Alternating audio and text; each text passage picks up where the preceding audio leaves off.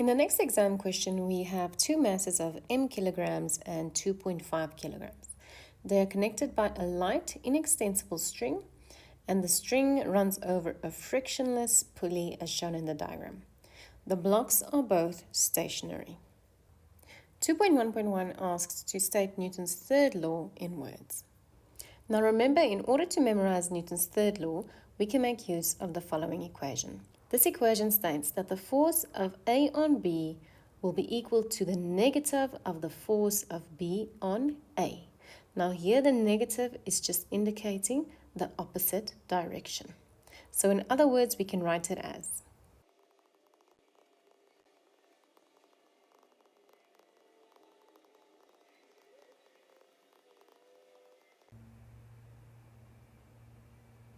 2.1.2 asks to calculate the tension in the string for a total of 3 marks. Now the 3 mark indication tells me that this is only a single calculation. Now in order to calculate the tension, we can have a look at the force diagrams on both bodies. M has tension to the right, friction to the left. The 2.5 kilogram has tension upwards and gravity downwards. Now remember that these blocks are stationary. So when the blocks are stationary, we have a velocity of 0. And when the velocity is constant, our acceleration is 0. And when the acceleration is 0, when we apply Newton's second law, we can see that the net forces on the system would be equal to 0. Now, seeing as we can determine the gravity for the 2.5 kilogram mass, we can determine the tension. Now in this scenario, we would take down to be positive, which means that my gravity is positive and my tension is negative. I'm taking down as positive because this would be the tendency of my movement.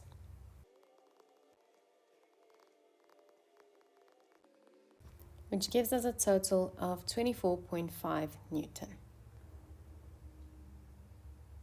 In the next part of the question, they tell us that the coefficient of static friction between the unknown mass m and the surface of the table is 0.2.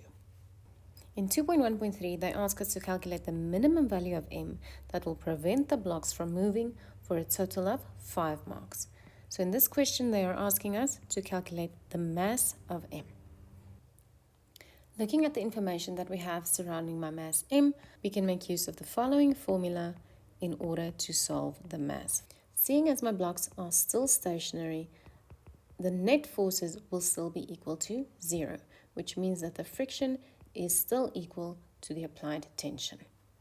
I can therefore substitute friction with a T, and in this case my Fn would be equal to Fg, which is your gravity. Here we can see that the normal force is equal to the gravitational component, seeing as they are in the same plane and that there is no acceleration either up or down.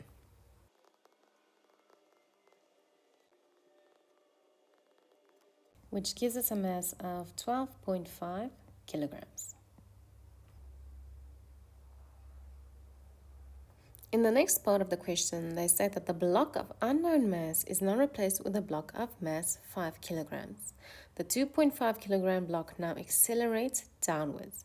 The coefficient of kinetic friction between the 5 kg block and the surface of the table is 0.15. 2.1.4 then asks to calculate the magnitude of this acceleration for the 5 kilogram block. Now remember that the 5 kilogram block as well as the 2.5 kilogram block will have the exact same acceleration, seeing as they are both connected by the same string.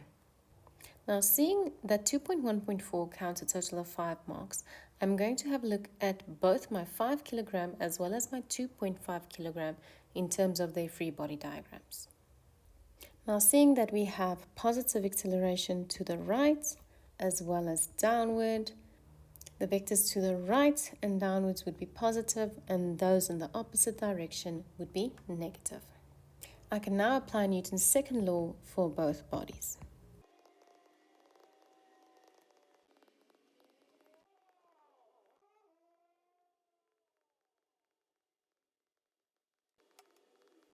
For the 5 kilogram block, we can write tension in terms of acceleration, where tension is equal to 5a plus 7.35.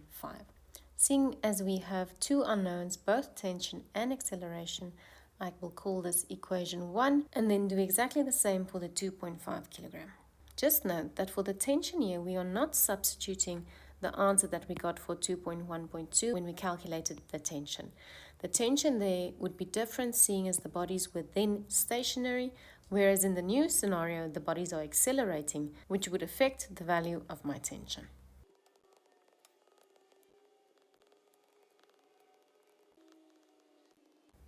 I now have two equations where both are written in terms of T, seeing as tension is the same for the 5 kilogram as well as for the 2.5 kilogram. I can solve acceleration through use of simultaneous equations.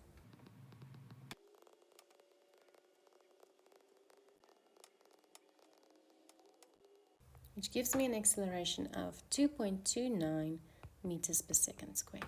Seeing as they asked for the magnitude, it is no need to indicate direction. If magnitude was not asked, then we could have said to the right and down. The next part of the question is based on Newton's universal law of gravity. 2.2 states that a small planet X has a mass of 6.5 times 10 to the 20 kilograms and a radius of 550 kilometers. Now note here that they gave you kilometers and we have to convert this to meters in order to have it in the correct SI unit for distance. So we can either say times 10 to the power of 3 or times 1,000. They then ask to calculate the gravitational force or the weight that planet X will exert on a 90 kilogram rock on this planet's surface. So what they're asking us to determine is the force between the rock and the middle point of this planet. We can do this by applying Newton's universal law of gravity.